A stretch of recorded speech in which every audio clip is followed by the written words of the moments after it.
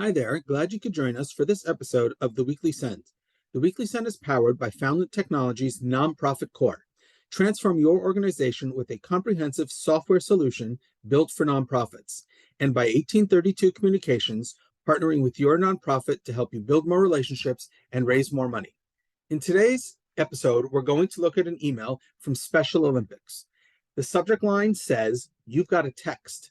That builds a little bit of curiosity. And why are they sending me a text if it's via email? So I want to open it up and I want to know more. This is a good subject line. It comes from Special Olympics, so I know who it's from. The email address itself is team at Special Olympics, and so is the reply to. I'd prefer something more personalized, so it's a one-to-one communications. Take a look at what they do in this email because it's different than all the emails that we've covered in previous episodes. This is an image email pretty much only. And what they've done is they show you an image of a phone, and it's a set of text messages going on between two Special Olympic athletes. And I think that's great. The idea of letting your beneficiaries tell their story in their own words. And so here's the conversation that they have. Hey, Morgan. Hi, Lucy. What's your absolute favorite thing about being a Special Olympics athlete?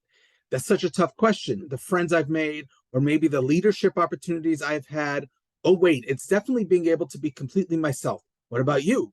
I think it's hearing the roar of the crowd and hearing everyone cheer my name.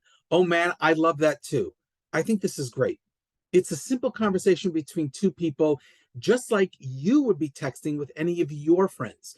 And so it's letting the beneficiaries tell the story in their own words, and they do it showing the text messages that go back and forth, which I think is a little bit creative. It's different, and it's certainly something that I'm going to pay attention to.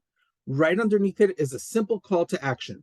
Are you ready to bring more absolute joy to athletes like Morgan and Lucy? And then the call to action, I'm in. That's the entire email. Sometimes you don't have to come up with a million ideas for an email. You can do something as simple as this with an image, call to action, done. Now, the one drawback of this email is that it really is image only. What's the problem with that? You do have some people who have images turned off for any email that they get. And so what they're going to see here instead of this image of the cell phone is they're going to see a blank screen. And it's just a big square. And they're not going to be able to see the image, which is why it's really important that with all images that you include in emails, you include the alt text. So first of all, what is alt text? It describes the appearance of an image on a page. So think about people, for example, who are visually impaired, who wouldn't be able to see this image. And they use what are called screen readers, which read to them what's going on in the email. So the idea behind using alt text here would be to describe this image so that even somebody who's visually impaired or somebody who has turned off images for their emails will still be able to understand what this image is, what it's portraying, what it's showing, what's going on, so that they can also be part of what you're trying to tell them, and they'll answer your call to action of I'm in. But the idea behind it is a very good one. It's different, it stands out, and I think it's something that would engage subscribers. The mobile version is also good, plenty of white space. And again, it's this image here. It's easy to read. We all text on our phones, so we're all used to it. And then the big I'm in, it stands out in their branded color of red. Good call to action. If we go to the donate page, so the first thing on the donate page to notice is this great picture here of a Special Olympics athlete. I absolutely love it. It captures my attention.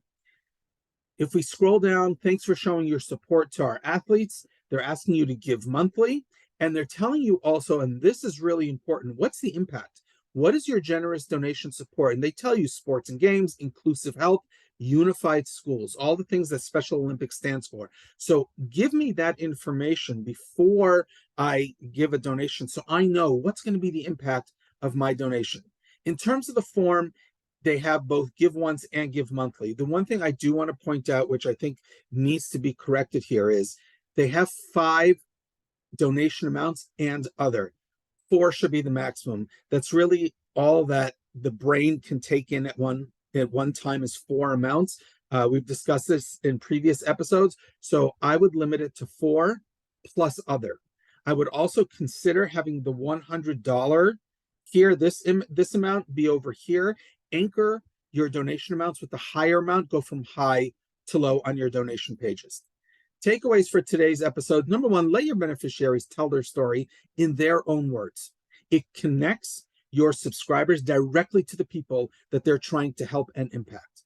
Number two, make sure all your images in your emails have alt text on them. So for people who are visually impaired or people who have images turned off, they will know what that image is showing. And number three, when you list donation amounts on an online donation form, make sure you have 4 amounts, high to low, and also other. And that's the perfect amount for people to be able to comprehend, see, take action, and give. Thank you for watching today's episode of the Weekly Send, where we help your nonprofit upgrade your email fundraising and marketing. We'll see you next episode.